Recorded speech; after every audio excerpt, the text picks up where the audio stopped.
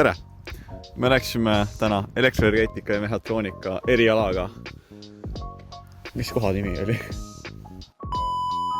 Tere! Me läksime täna TalTechis elektrienergeetika ja mehhatroonika erialaga tuurile Riisipere raudteejaama, et teada saada, kuidas siin Eesti Energia ja Elering ja kõik muud lahedad asjad töötavad. Lähme vaatame, mis seal sees siis paremat toimub. Siin me saame näha praegu kohalikku alajaama. Seal on alad ilusasti ümber, et hoida tsiviilisikud ja kitsasid, et nad ei saaks kõrgpinge ühendusse. Mis sest, et siin on samasugused kõrgpinge probleemid ja ohutusmured nagu teistes elektrijaamades, alajaamades. Siin on ekstra juurde pandud ka kõrvale raudteejaam.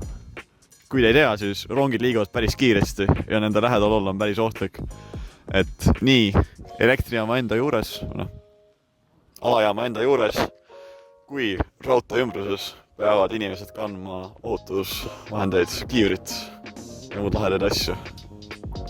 Riisipere raudteejaama alajaam saadab elektrienergia kontaktvõrku Keila ja Turba suunale.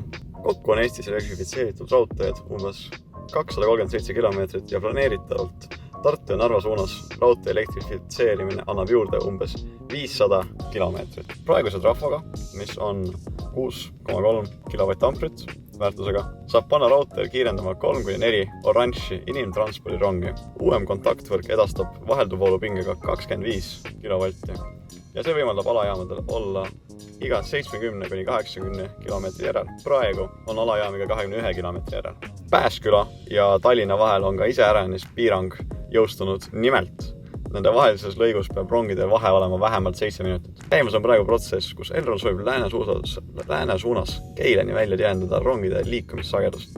Kuid praegused oma ala spetsialistid ei saa üle ega ümber probleemis, et praegused rongid sellist muudatust ei võimalda. Uute Škoda disainitud rongidega teoorias saaks, kuid see jääb vaid tuleviku küsimuseks. Just olid uudised, et on üks uus Škoda rong Eesti raudteel, et kui sa näed kõige kiirendamas, see on tõenäoliselt see. Eesti raudtee on ka taristu ettevõte, mis tähendab, et nad ronge ise ei oma, vaid rendivad. Umbes samamoodi nagu Elektrilevi teeb enda mastidega. Et Eesti raudtee saaks enda rongirenti katta, saavad nad raha läbisõidu pealt. Iga läbitud kilomeetri pealt lendab neile tasku mõned kopikad. Riisipere alajaam tarbib aastas umbes 40 kilovatt-tundi, millest pool läheb rongi tarbeks. Umbes veerand alajaama ja rongide enda tarbeks, näiteks valgustuse või oma süsteemide. Ja ülejäänud veerand, see läheb väljaspoole eritarbijatele.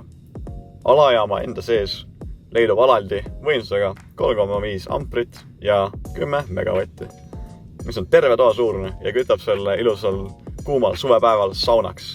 Plussi ja miinuse jaoks on tehtud eraldi seisnud kapid, et saaks kenasti vahelduv vooluga mängida. Hoone sisse on ka ehitatud relee-kaitse. Ükski alajaam ei saa olla perfektne ilma enda kiirlülitite ehk võimsuslülititeta. Riisipere alajaam ei ole sellest erinev. Siin leidub nüüd küll, nimelt igas kapis on eraldi võimsuslüliti. Õhkisolatsiooniga seadetel on gabariidid natukene suuremad, et saaksid gaasiga vähem ruumi võtta. Kontaktvõrguliinud on siksakilise kujuga, et katta ära rongi vooluvõtturi laius ja seetõttu ei kulu liinid nii kiiresti ära. Bioalajaamad, mis varustavad meie Eesti kauneid elektrironge, vajavad salvestussüsteemid ja regeneratiivenergiat. Pidurdamisel oleks väga lahe ära kasutada seda ülejäävat energiat ja seda kuhugi salvestada.